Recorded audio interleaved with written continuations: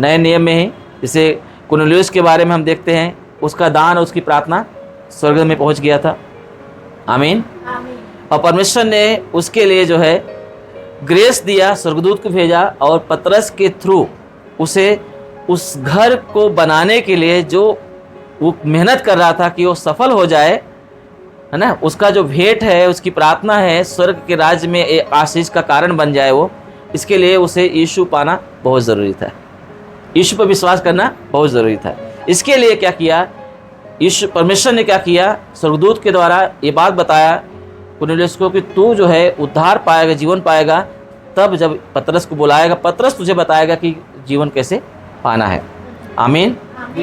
पता है वो क्या करता था कुरनेलियुस, वो कलीसिया को बनाने के लिए प्रार्थना भवन, यहूदी लोग को बहुत सारा दान करता था। जो चर्च में जो ज़रूरतें होती थी, है ना, जैसे प्रेयर हॉल हुआ, है ना, और भी कुछ जो भी लगते थे, उसमें जो है योगदान करता था। परंतु वो अन्य जाति से था। कहाँ से था? अन्य जाति से था। हालेलुया। तो आज हम एक व्यक्ति के बारे में सीखेंगे जो घर के बारे में बहुत ही अच्छे तरीके से जानता है, स्वर्गीय घर के बारे में। हालेलुया। आप पता है चेले यीशु मसीह के 12 चेले थे।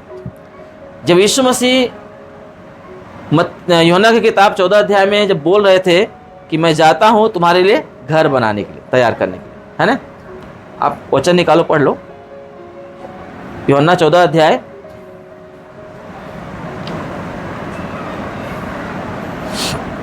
यूहन्ना 14 अध्याय 1 वचन से लेकर 6 वचन।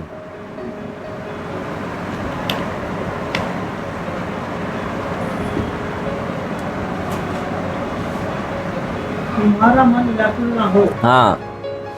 परमेश्वर पर विश्वास रखो। हाँ। और मुझ पर भी विश्वास रखो। तुम्हारा मन व्याकुल न हो, परमेश्वर पर विश्वास रखो और मुझ पर भी विश्वास रखो। और मेरे पिता के घर में बहुत से रहने के स्थान है। हाँ, मेरे पिता के घर पे बहुत से रहने के स्थान है।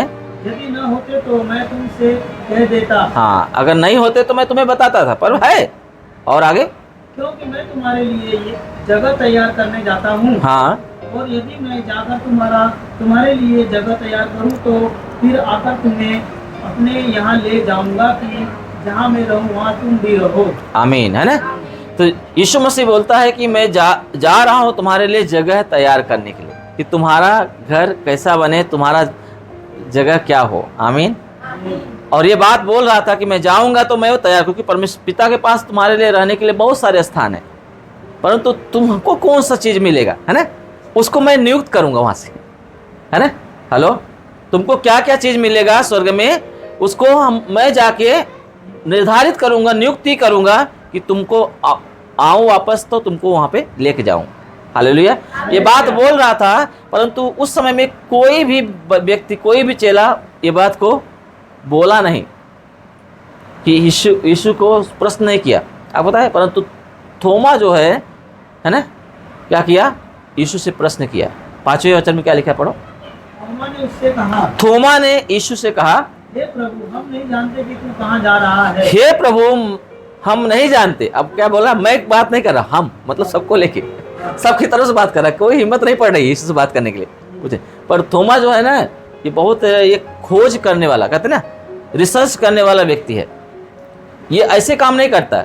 आप पता है, थोमा एक जो है वो बिल्डिंग बनाने वाला है, एक बिल्डर समझो, आर्किटेक्ट समझो, जो भी मतलब आप आर्किटेक्ट होते हैं ना, जो बिल्डिंग का निर्माण करते हैं, जो उसका ढांचा बनाते हैं, वो उस काम को करता था वो, ठीक है, इंजीनियर, है ना। तो वो जो है ना,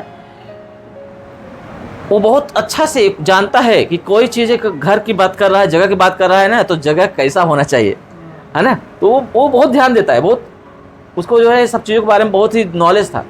उसने पूछ ही लिया कि प्रभु, जब मुझे पता ही नहीं कि तू कहाँ जाता है, तो मैं कैसे पता चलेगा कि तू, है, क्या बोला, फिर से पढ़ो। हम नहीं जानते कि तू कहाँ जाता है, तो मार्ग कैसे जाने। तो मार्ग कैसे जाने, जो रास्ता हमको जाने का है ना, वहाँ पे उस घर के पास उस जगह को पाने के लिए हम उसको जानते ही नहीं है, तो वहाँ पे जाएंगे कैसे। आप पता है, ये जो वचन मिला ना, सत्य, मार्ग और जीवन मैं ही हूँ, थोमा के प्रश्न के थ्रू ही बताया परमेश्वर ने। है ना। यहाँ पता है ये वचन बहुत फेमस है ना, सत्य मार्ग और जीवन मैं ही हूँ। तब यीशु के मुंह से निकला, है ना, क्या बोला यीशु ने? यीशु ने उससे कहा, हाँ, मार्ग और सत्य और जीवन मैं ही हूँ, मार्ग सत्य और जीवन मैं ही हूँ, बिना मेरे द्वारा कोई भी पिता के पास नहीं जा सकता। मतलब वो रास्ता, वो गेट, वो जरिया मैं ही हूँगा। अगर तुमने मुझे पकड़ के चले तो वहां पे पहुंच जाओगे। हालेलुया। ये बात जो है यीशु मसीह ने थोमा को यानी सब चेलों को बताया। मेरी बात समझ में आ रहा है? आपको पता है चेले जो थे ना, जब ये बात सुने ना, हेलो, आपको पता है इससे पहले कि यीशु मसीह क्रूस पे लटकाए जाए, है ना, आपको पता है लोगों के मन में यही सब चल रहा था कि यीशु मसीह राज्य करेंगे धरती पे और हम लोग मंत्री बनेंगे, कुछ तो बनेंगे, यीशु मसीह के दाहिने बाएं खड़े होंगे।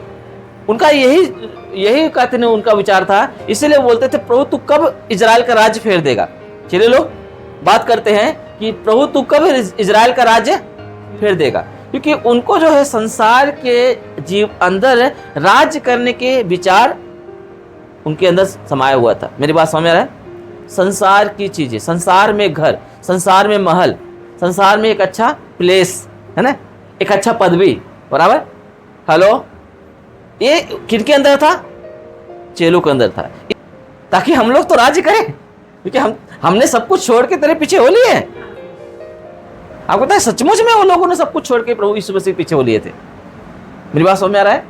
परंतु यीशु मसीह इस राज्य के बारे में बात नहीं कर रहे थे।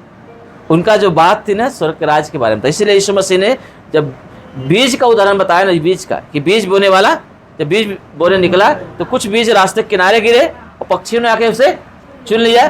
कुछ बीज जो है पथरीली जमीन पे गिरे और मिट्टी ज्यादा न मिलने के कारण वो जल्दी उगाए, और परंतु जब धूप आई तो वो सूख गए, क्योंकि उनकी जड़ मजबूत नहीं थी, गहरी नहीं थी।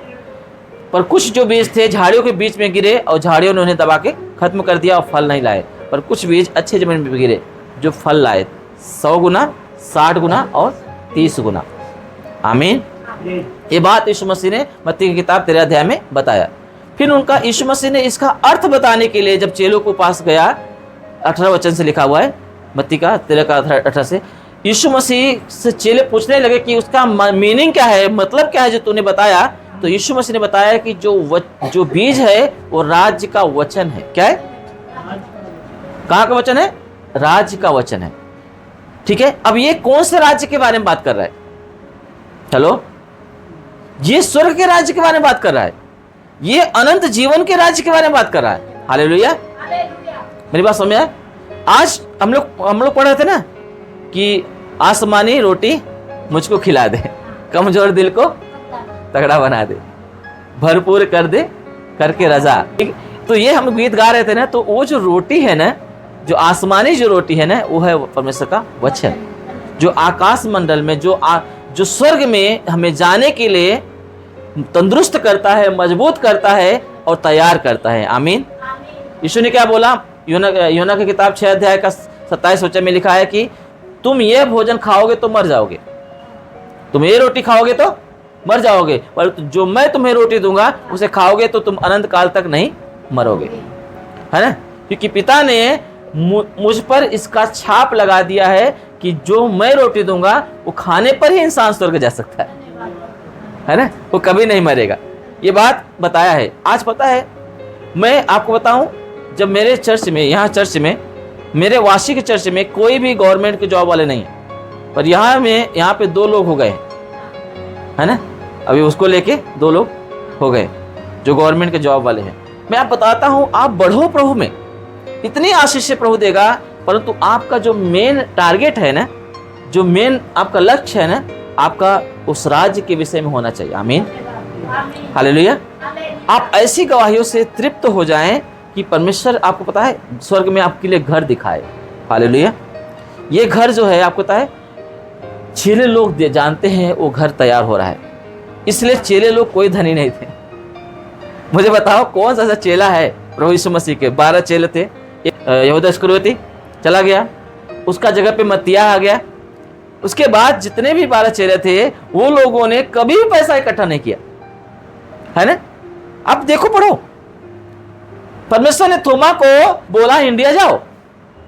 हेलो, थोमा बोलता है इंडिया बोलेगा तो मैं नहीं जाऊंगा, क्योंकि इंडिया ऐसा देश है ना जो मूर्ति पूजा वाला देश है।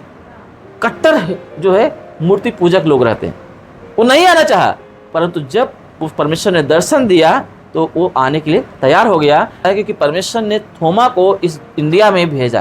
क्योंकि इंडिया के लोग बहुत ही सक्की है ना, बहुत ईश्वरों को मानने वाले और तरह तरह के विचार के लोग पाए जाते हैं। ठीक है, और इस दौर से थोमा गुजरा हुआ था।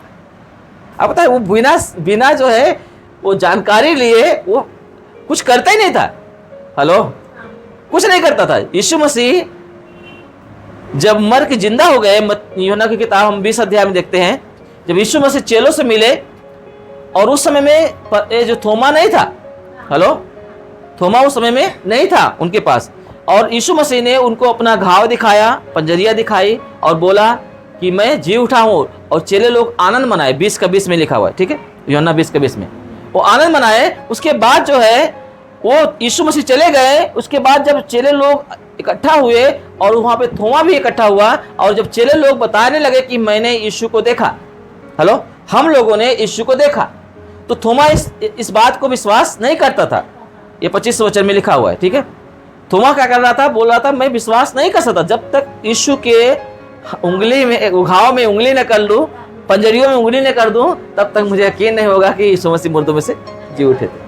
आप बताए ये बात ही कर रहे थे कि यीशु मसीह घर के अंदर प्रकट हुए और बोलते थोमा मेरे पास आ और मेरे पसलियों में उंगली कर, मेरे घाव में उंगली कर, पर तू अविश्वास से नहीं परंतु विश्वास से बन। आप बताए थोमा ने क्या किया, चेक नहीं किया।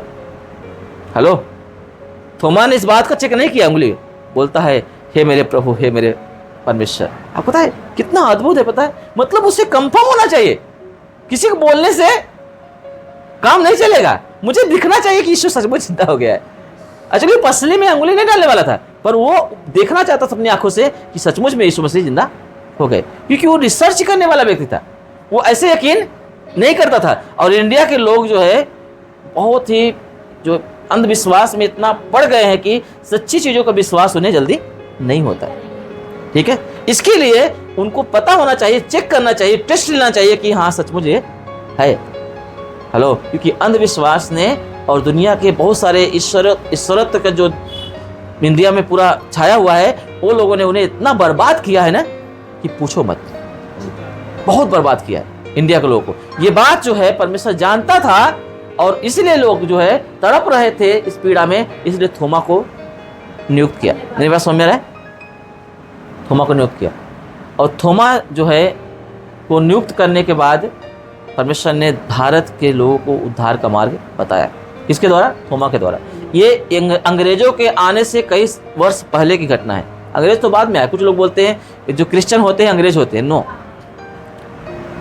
ये सब सच्चाई नहीं है। आप जैसा कोई बोलता है ना तो आप उनको जवाब दे सकते हो। जो क्रिश्चियनिटी जब यहाँ पे इंडिया में जो आई, वो थोमा के द्वारा आई, न कि क्रिश्चियन लोग जो है बोलते हैं अंग्रेजों के द्वारा आई। ठीक है, मेरी बात समझ में आया? क्योंकि थोमा जो है सन 50 है ना ईस्वी में 52 ईस्वी 52 में इंडिया में आया था। मतलब यीशु मसीह के आने के 52 वर्ष बाद जो है थोमा इंडिया आया था। ठीक है, मेरी बात समझ में आ रहा है? इंडिया आया था। उसके बाद जो है वो सबसे पहले वो तमिलनाडु में गया। ठीक है, वहाँ पे कि कैसे आया पता है आपको? उसे एक राजा जो थे, उनका नाम है क्या नाम है, हाँ, गुंडो फोरस। एक राजा थे जिनका नाम है गुंडो फोरस। वो जो है राजा ने क्या किया था, इजराइल में और अलग अलग देशों से क्या करते थे वो लोग, कारीगर को मंगाते थे। ठीक है, तो उस समय बढ़ई को के तलाश में वो एक व्यक्ति को भेजा। ठीक है, अब्बन नाम है उसका। उसको इजराइल भेजा था कि वहाँ से जो है कोई बढ़ई को लेके आए। बढ़ई क्योंकि कुछ काम कराना था उसको महल का, इसलिए कारपेंटर की ज़रूरत थी उसे। और वहाँ से जो है कारपेंटर को मंगाने के लिए, इंडिया में नहीं मिले तो वहाँ से मंगाने के लिए उसको अब्बन को भेजा। ठीक है, अब्बन करके एक व्यक्ति थे जो वो क्या करते थे, अलग अलग कंट्रियों में जाते थे और वहाँ से लेबर को या इंजीनियर को लेके आते थे। ठीक है, और राजा लोग जो थे ना, आपको पता है राजपाट जो था ना बहुत ही बड़ा उन लोग का धनी रहते थे। जो राजा लोग रहते थे ना बहुत पैसे वाले रहते थे। वो उनके पास इतना सोना चांदी इतना हीरा रहता था ना कि वो लोग कुछ भी करने के लिए रेडी हो जाते थे। मतलब उनके पास जो है कमी नहीं रहती थी। आजकल हम लोग को कहीं विदेश में से कुछ लाना है तो सोचना पड़ता है क्या कैसे लेके आएंगे, कितना पैसा लगेगा ना। परंतु राजाओं के पास बहुत पैसा रहता था। तो जो है ना, जो गुंडो फोरस था ना, उसने क्या किया, अब्बन को भेजा और वहाँ से जब वो लोग लेबर लोग को ढूंढ रहा था तो परमेश्वर यीशु ने उसको बोला इनके साथ चला जा, ठीक है, इंडिया में। क्योंकि इंडिया आना बोलेगा, आप पता है जैसे अब बॉर्डर होता है ना, बॉर्डर है ना, बॉर्डर है ना, अभी बॉर्डर आप क्रॉस करोगे तो आपको जो है ना, अगर लीगल तरीके से गए तो ठीक है, अनलीगल तरीके से गए तो आपको एक्सेप्ट नहीं करेंगे, या तो गोली मार देंगे या तो आपको जेल में डाल देंगे, पूछताछ करेंगे कि तुम कैसे यहाँ पे आए, ठीक है। तो ऐसे ही जो है अगर दूसरे देश से अगर दूसरे देश में जाना है तो उनके पास जो है कुछ जो है जो जहाजें रहती थी, वहाँ पे जो है जांच होती थी कि ये व्यक्ति कहाँ से आ रहा है, कहाँ जा रहा है, क्योंकि बहुत जरूरी था। आपको पता है जब इंडिया में जब अंग्रेज लोग व्यापार करने के लिए आए ना, तो वो लोग ऐसे नहीं आ गए, क्योंकि यहाँ के जो राजा लोग थे ना उनको परमिशन दिए, तब जाके यहाँ पे व्यापार कर पाए, नहीं तो व्यापार करना उनके लिए अलाउड नहीं था। मेरी बात समझ में आए? तो इसलिए वो लोगों ने क्या किया, ईस्ट इंडिया कंपनी का स्थापना किया, सबको पता ही है इतिहास के बारे में कुछ लोगों को। तो ऐसे करके जो है परमेश्वर ने थोमा को इस इंडिया में लेके आया, और थोमा यहाँ पे आते ही जो गुंडो फोरस जो व्यक्ति राजा थे ना, वो राजा ने क्या किया, उस राजा के सामने जो है उसको पेश किया गया। फिर राजा ने उसे पूछा कि तू क्या काम कर सकता है। तो उसने बोला मैं कारपेंटर का काम कर सकता हूँ और मैं बिल्डिंग का काम भी कर सकता हूँ, मैं भवन का निर्माण करने वाला व्यक्ति हूँ। तो राजा ने क्या किया, उसको जो है थोमा को एक महल बनाने के लिए कॉन्ट्रैक्ट दे दिया। हेलो, एक महल बनाने को कॉन्ट्रैक्ट दे दिया। अब पता है बहुत अद्भुत है जो मैं बता रहा हूँ। हम घर की बात कर रहे हैं, ओके, किसकी बात कर रहे हैं, घर की बात कर रहे हैं, भवन की बात कर रहे हैं।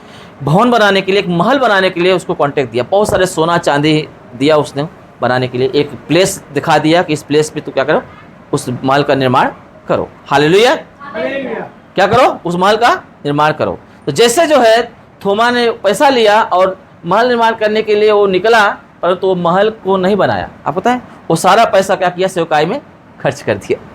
क्योंकि जब इंडिया में थोमा आया था तो पैसा लेके नहीं आया था। आप पता है यीशु मसीह ने ये बोला है कि तुम कहीं भी जाते हो तो पैसा लेके मत जाओ, तुमको मैं वहीं उपाय करूंगा।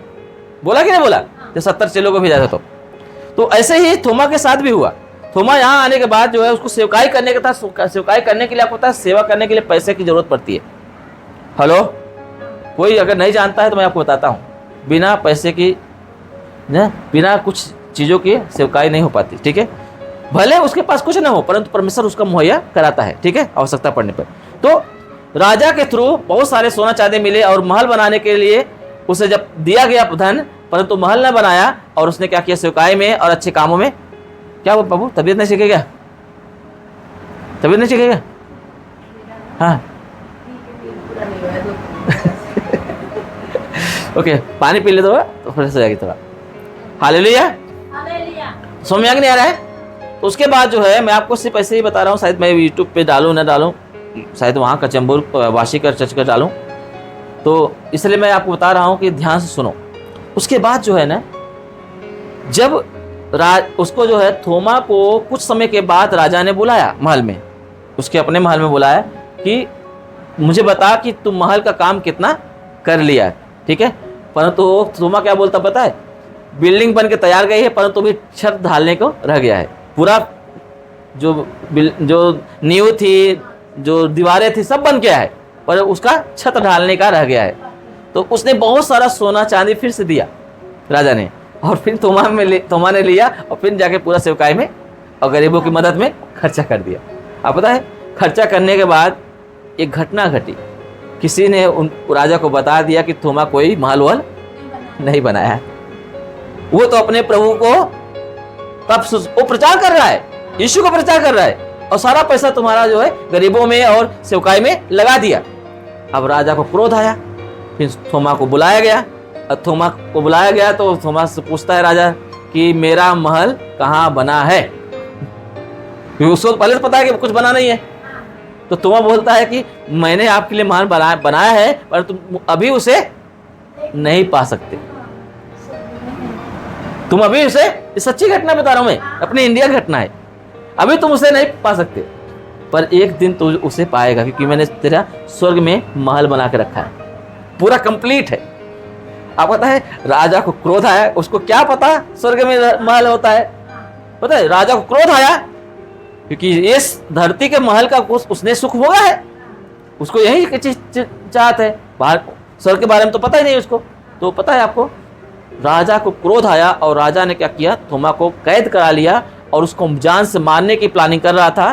तभी जो है उसका छोटा भाई, गाद करके नाम है उसका छोटा भाई राजा का बीमार पड़ गया, और वो बीमारी से क्या हो गया, मर गया, और उस शोक में डूब गया। और जब उसको जो है, फिर वो भूल गया कि उसको मारना है, और उसको क्रियाक्रम में लग गया। और जैसे ही जो है उसके छोटे भाई गाद को जब दफनाने ही जा रहा था राजा, तभी क्या किया, गाद क्या किया, मुर्दा में से जी गया, वो मृतकों में से जी उठा। और जी उठने के बाद जो है इतना खुशी का माहौल हो गया, और जाके अपने भाई जो राजा था उसको गले लगाया और बोलता है, भाई मुझे आपसे कुछ चाहिए। बोलता है क्या चाहिए तुझे, जो बोल मैं देने के लिए तैयार हूं। बोलता है स्वर्ग में जब मरने के बाद स्वर्गदूत मुझे स्वर्ग में लेके गए, और मैंने बहुत सारे जो है महलों को देखा, और मैंने आपका महल जो बहुत ही खूबसूरत था, मैं जब उस महल को देखा जो बहुत ही खूबसूरत था, महल को जब देखने गया तो मैंने उस स्वर्गदूतों से बोला कि मुझे एक कमरा उस महल के अंदर, एक रूम मुझे दे दो यहाँ पे, तो मैं चैन से रह पाऊंगा, क्योंकि इतना खूबसूरत था वो महल, एक रूम मांग रहा था उसमें से। तो बोलता है, वो स्वर्गदूत बोलते हैं कि ये जो है महल का एक रूम भी या तो एक पॉइंट भी मैं तुमको नहीं दे सकता, क्योंकि ये जो है राजा, क्या नाम था याद है, गुंडो फोरस ये महल गुंडो फोरस के लिए थॉमस ने बनवाया है, और ये केवल उसी के मिलेगा, इसको मैं नहीं दे सकता, पता है। तो बोलता है मुझे ऐसा ही महल चाहिए। तो स्वर्गदूत बोलते हैं तुझे एक चांस मिलता है, तू जा और अपने लिए महल जैसे तेरे भाई ने बनवाया वैसे तू भी बनवा सकता है। तब वो मुर्दों में से जी उठा और सारी घटना जो है राजा को बताया। राजा प्रसन्न हो गया, बोलता है कि क्या मेरा महल है, यानी थोमा जो बोल रहा था सच्ची बात है, मेरा महल स्वर्ग में बना हुआ है। अब मर के जिंदा हुआ, उसकी बात माननी पड़ेगी ना, वो मर गया था उसका भाई ने गाद, और वो मर के जिंदा हुआ, ये घटना बता रहा है। पता है राजा खुश हो गया और अपना सारा जीवन दोनों भाई ने क्या किया, यीशु को दे दिया और सेवकाई में अपने आप को सौंप दिया। अब बताए थोमा इंडिया में इतने सारे चर्चों का निर्माण किया, इतनी सेवकाई किया, पता है आसान नहीं है, मेरी बात समझे। और उस समय में, जिस समय में यीशु का नाम भी कोई नहीं जानता था, मेरी बात समझ में आ रहा है, ऐसे समय में इतने सारे चमत्कार हुए, इतने सारे बड़े बड़े कार्य हुए ना, कि आपको बताऊं कि परमेश्वर ने उसे इस्तेमाल किया।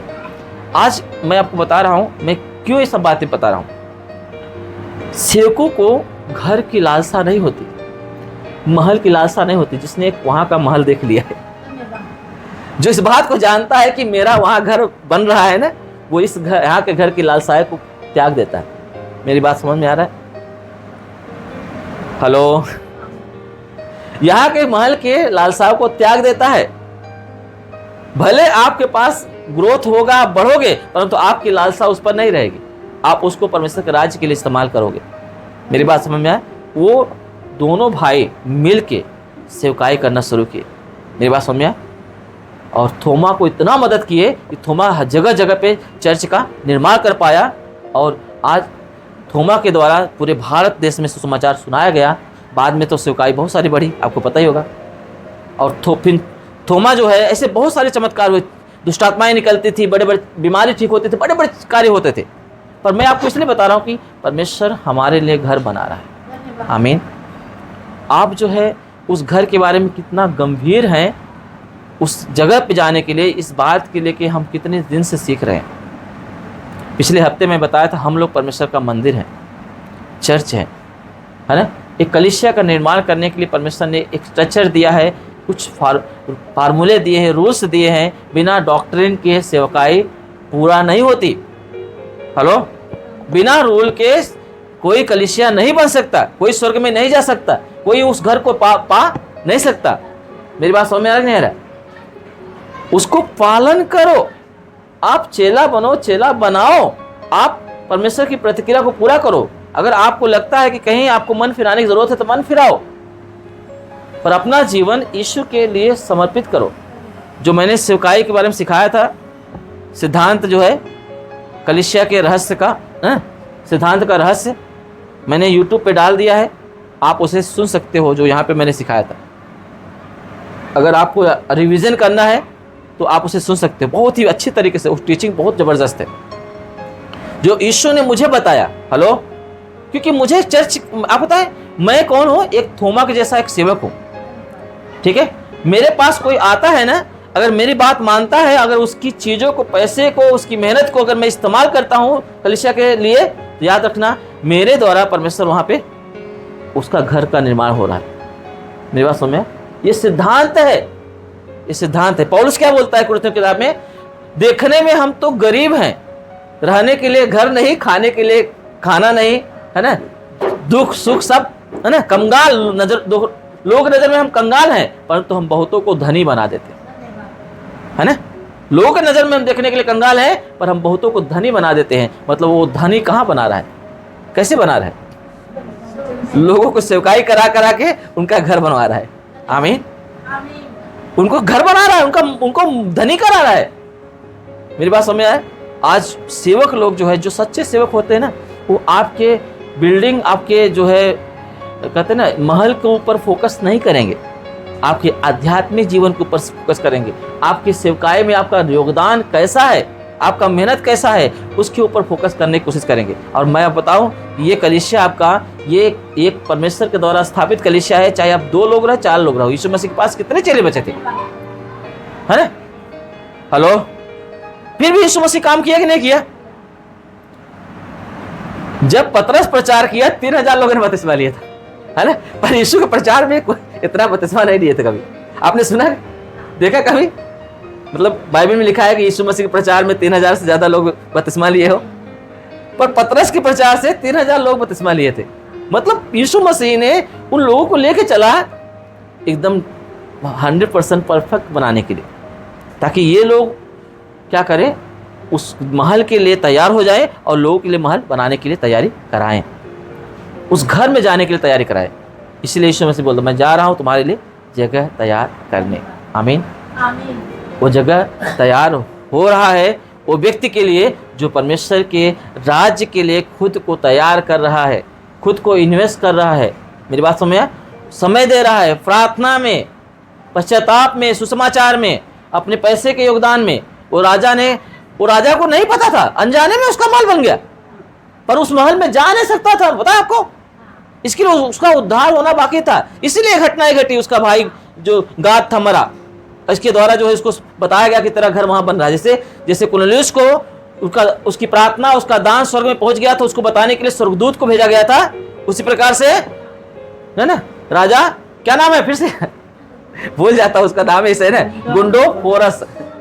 गुंडोफोरस। हाँ, गुंडोफोरस के लिए परमेश्वर ने थोमा को इस्तेमाल किया, उसके भाई को इस्तेमाल किया।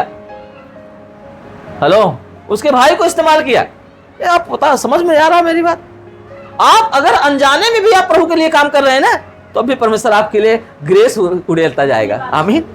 वो राजा अनजाने में, थोमा ने क्या किया, विश्वास से अनजाने में वो क्या किया, उसको पैसा लेके थोमा राजा का, उसको जानकारी के बगैर उसके लिए घर बनवाने लगा। आप भी बनवा सकते हो। हेलो, हम सब बनवा सकते हैं लोगों के लिए। आपको गॉस्पेल दे के, सुसमाचार दे के, उनको परमेश्वर के लिए योगदान करके। मैंने आपको बीच में बोला था कि अपने चर्च में बहुत सी वस्तुओं की ज़रूरतें हैं। जो बड़े बड़े लोग हैं जो डोनेट करते हैं संसारी चीज़ों में ना, उनका दान, उनका जो है भेंट स्वर्ग तक नहीं पहुंचता। आपको पता है स्वर्ग तक भेंट कौन पहुंचा था? जो परमेश्वर के लोगों के लिए भेंट की गई थी। हेलो, समझ में नहीं रहे? आपको पता है बीच में रतन टाटा, है ना, बीच में चर्चा भी कहते हैं ऑफ हो गए। अब पता है रतन टाटा एक ऐसा व्यक्ति था जो भारत देश को ऊंचाई पे ले आने के लिए बहुत बड़ा योगदान दिया। आप देखो ना कितना सारा चीज निकाला गरीबों के लिए, है ना, कितना सारा। ज्योति भर घर में बैठी थी, जब सुबह सुबह उठी तो मोबाइल में देखती है, अरे रतन टाटा मर गए। रात को देखा था, सुबह सुबह उठी और आंखें मिचते हुए तो बोलती है, अंकल रतन टाटा मर गए। मैं बोला हाँ, तो क्या बोलती, बहुत दुख हुआ, हमने उनका नमक खाया है। टाटा नमक आपको तो सबसे ज्यादा चलता है नमक है। टाटा नमक बोलेगा तो ये बहुत ज्यादा बिकने वाला नमक है, सब यही लेते हैं, है ना। और ये यही बोलती है कि कुछ खाया नहीं खाया हो, नमक खाया है। परंतु मैं क्या बोल रहा हूं, परंतु उसने क्या किया पता है, उसका कोई व्यक्ति ऐसा नहीं मिला जो उससे पैसा लेके कलीसिया के योगदान कराए। ऐसा कहीं भी मैंने न तो उसका इंटरव्यू सुना मैंने, न किसी का गवाही सुना कि टाटा ने कोई क्रिश्चियन लोगों की मदद किया हो। मेरी बात समझ में आया? जो विश्वासियों के लिए मदद किया हो, मैं आपको बता स्पेशली। परंतु ये जो कुर्नेलियुस था ना, बहुत समझदार था। आप पता है, अन्य जाति होने के बावजूद भी वो यहूदी लोग को दान करता था भवन बनाने के लिए। ओहो, आप सोचो तो सही, उनको दान करता था ताकि परमेश्वर के भवन का निर्माण हो सके, उसमें कमी घटी। तब उसकी प्रार्थना, उसका दान स्वर्ग में पहुंचा था। टाटा, मैं आपको पता है उसका स्टेटस नहीं रखा था, मैं बताया फिर से, मैं आपको बोल रहा हूँ क्यों नहीं रखा था, क्योंकि मुझे पता है कि कहीं भी मैंने उनका गवाही नहीं सुना कि वो स्वर्ग जा सकते, कहीं भी इंटरव्यू नहीं देखा, है ना। अगर कुछ ऐसा होता था, अगर उनका कुछ डिमांड भी रहता था तो वो सब चीज़ें दिखाया जाता था, वो कुछ न कुछ बातें आती थी सामने, पर ऐसा कोई भी बात नहीं आई जो यीशु से रिलेटेड बातें हो, है ना। ना तो उनका इंटरव्यू देखा कोई भी नहीं आया, ना तो उनका कोई स्टोरी ऐसा उनके साथ कोई ऐसी घटना घटी है कि यीशु की चर्चा किया जाए, ऐसा कुछ भी चर्चा नहीं आई। मैं बताऊँ, बहुत सारे योगदान किए परंतु स्वर्ग तक नहीं पहुँचा। हेलो, वो महल नहीं बना पाए। मैं आपको बता रहा हूँ, आप कितना भी संसार के लिए कर दो, हेलो, मैं अपना बोल रहा हूँ, अपने घर में भी, अपने बच्चों के लिए, बीवी के लिए, परिवार के लिए, भाई बहन के लिए कितना भी कर दो, परंतु अगर परमेश्वर के लिए नहीं करते ना, तो याद रखना वो वहाँ तक नहीं पहुँच पाता। मैं आपको जो बता रहा हूँ बहुत, इसीलिए मेरा एक ही टारगेट रहता है, मैं प्रभु के लिए कितना अधिक से अधिक करूँ, ठीक है। तो ये मैं जानता हूँ फार्मूला, हेलो, ये मैं फार्मूला जानता हूँ। एक सेवक जो होता है ना, अपना प्रॉपर्टी नहीं बनाता, परंतु जब भी कोई दान और कोई भेंटें आती है, उनका एक ही उद्देश्य रहता है कि कैसे कलीसिया के लिए आशीष का कारण बने। अगर उनके पास कोई गाड़ी है, कोई बंगला है, कोई है ना, वो भी उस सुविधा के अनुसार बनाएंगे जैसे प्रार्थना हो सके। आप पता है, जब मैं कोई रूम लेने की प्लानिंग करता हूँ ना, तो मैं सोचता हूँ कि इसमें कितने लोग बैठ सके। बेडरूम भले छोटा से छोटा रहो, पर हॉल बड़ा होना चाहिए ताकि 15-20 लोग बैठ सके। मेरी बात समझ में आ रही है? और जो कुछ कोई आए हमारे घर में, कोई ऐसी वस्तु न रहे, अभाव न रहे कि कुछ चीज़ कोई उनको मेहमान नवाजी न कर पाऊँ, है ना। मेहमान नवाजी अच्छा से कर सकूँ करके मैं सारी चीज़ों को व्यवस्था करता हूँ। मेरा कहने का तात्पर्य है कि आपका घर बनाना है कहाँ? स्वर्ग में। आमीन। कहाँ बनाना है? स्वर्ग में बनाना है। स्वर्ग में घर बनाने के लिए आपको रूल फॉलो करना पड़ेगा, सिस्टम फॉलो करना पड़ेगा। आप सोचोगे कि संडे के दिन चर्च में आके बैठ जाएंगे और फिर आपका रूल पूरा हो गया, तो मैं बोलता हूँ ऐसा नहीं होता। हेलो, आपको हर दिन सेवा करना है। बाइबल में लिखा है परमेश्वर हर दिन का परमेश्वर है। आमीन। बाइबल में लिखा है इब्रानी किताब में, विश्राम का दिन मसीहियों के लिए बाकी है, विश्राम नहीं है। इसलिए मैं बोलता हूँ, अभी इंडिया में संडे के दिन कुछ लोग चर्चा कर रहे थे, संडे के दिन का छुट्टी बंद करेंगे, क्योंकि क्रिश्चियन लोग क्या करते हैं ना, वो लोगों को बड़ा दिन करके रखे हैं, क्रिश्चियन दिन लोग का वर्शिप करते हैं, तो वो लोग खिलाफ जो लोग रहते हैं ना, जो गवर्नमेंट में बैठे अच्छे स्थान बैठे हुए हैं, जो क्रिश्चियन के खिलाफ है ना, वो लोग ये दिन को हटाना चाहते थे, छुट्टी को, दूसरा दिन छुट्टी रखना चाहते थे। परंतु मैं बता रहा हूँ, कोई भी दिन रखो, जिस दिन छुट्टी रहेगा उस दिन हम इकट्ठा होंगे। हालेलुया। जहाँ जितना लोग, मतलब ये मेरे हमारे लिए नहीं है कि हम इकट्ठा हो। आप पता है हम रविवार को प्रार्थना क्यों करते? ये आप लोगों के लिए नहीं रखते, हम छुट्टी का दिन है करके हम यहाँ पे आए। ये उन लोगों के लिए है जिनको यीशु के बारे में नहीं पता है, जिनको काम से ज्यादा बड़ा यीशु नहीं दिखता है ना। वो काम छोड़ के नहीं आ सकते, हेलो, अपनी नौकरी छोड़ के नहीं आ सकते। उनको परमेश्वर का इतना महत्व नहीं है कि नौकरी छोड़ के आ सके। ये इनको पता है जो वहां पे घर बना रहे हैं, जो जिनका उद्धार हुआ है। इसलिए उनको कोई भी दिन बोलोगे वो इकट्ठा हो जाएंगे, पर सब लोग नहीं इकट्ठा हो सकते। हेलो, उनको जो है जब तक उनको उनके अंदर मसीह का रूप न बन जाए, जब तक यीशु को जान न ले, तब तक उनको आपको उनके समय पे लेके आना पड़ेगा। हेलो, आपके अपने समय पे नहीं रह सकते, उनके समय पे, मतलब उनको छुट्टी मिलती है। हेलो, उस समय में उनको ले आ सकते हो ताकि वो जान सके यीशु मसीह कौन है। जान जाएंगे तो उनको समय को कोई वो नहीं रहेगा, वो जब आप बुलाओगे तब खड़े हो जाएंगे। क्यों? उनको पता है कि यीशु मसीह कौन है। इसलिए ये मत सोचना कि आपके लिए संडे का सभा रखा है, ये चर्च के लोगों के लिए नहीं है, जो कलीसिया बन गए उनके लिए नहीं, उनके लिए तो हर दिन मसीह का है। आमीन। वो कभी भी परमेश्वर बोलेगा वो सब कुछ छोड़ के छुट्टी लेके क्या करके खड़े हो जाएंगे। परंतु जिस दिन, ये दिन इसलिए रखा गया है, आराधना होता है संडे दिन, ताकि जो है हम उन तक पहुंच सके जो जिनके पास समय नहीं है कलीसिया में आने के लिए, उनको समय के हिसाब से उनको हम वो सेवा दे सके, वो जान सके कि यीशु मसीह प्रभु है। मेरी बात समझ में आ रहा है आपको? इसलिए ना ये प्रॉपर यहाँ पे आप लोग आते हो ना, खुश होता हूँ मैं, पर तो प्रभु खुश होता होगा क्या? क्योंकि आप तो हर दिन बैठते हो ना प्रभु सम्मुख। आपको पता, आप जब एक घुटने टेकते हो घर पे अपने, तो क्या यीशु नहीं आता होगा? हेलो, आता है वो, तब भी आप उसका दर्शन देखते हो, तब भी आप उससे बात कर सकते हो। मैं घर में रहता था, प्रार्थना करता था, यीशु मसीह की आवाज सुनता था अकेले में। हेलो, उससे बातें करता। आज भी सुबह बैठा था तो प्रभु पूछ रहा था क्या सिखाऊं करके प्रभु बातें कर रहा था। आपको प्रभु हर जगह मिलेगा, परंतु ये जो दिन है आपको किसी को ले आने के लिए रखा है, ताकि आप किसी को मदद करो कि कलीसिया में आए। आप इस नियम को फॉलो नहीं कर रहे हो, आप नहीं समझ पा रहे हो कि आपको घर वहां कैसे बनेगा। आपको ये नियम पालन करना पड़ेगा। आपको प्रयास होना चाहिए कि मैं आज आ रहा हूं ना, तो और लोगों को भी लेके आऊं। आमीन। उनको भी कैसे भी करके सुसमाचार करो, लोग विश्वास में आए। प्रार्थना करो, नहीं सुनते तो उनके लिए पश्चाताप करो, रो। यीशु मसीह नहीं रोया क्या हमारे लिए? दुख नहीं उठाया क्या? हमारे श्राप को लेने के लिए गत्समनी बगीचे में जो हमारे खून पसीने कमाई हम खाने के लिए श्रापित थे ना, यीशु मसीह ने खून पसीना बहाया गत्समनी बगीचे में। ये हमारे ही दर्द को लिए ना, आप उनका दर्द नहीं ले सकते क्या? हालेलुया।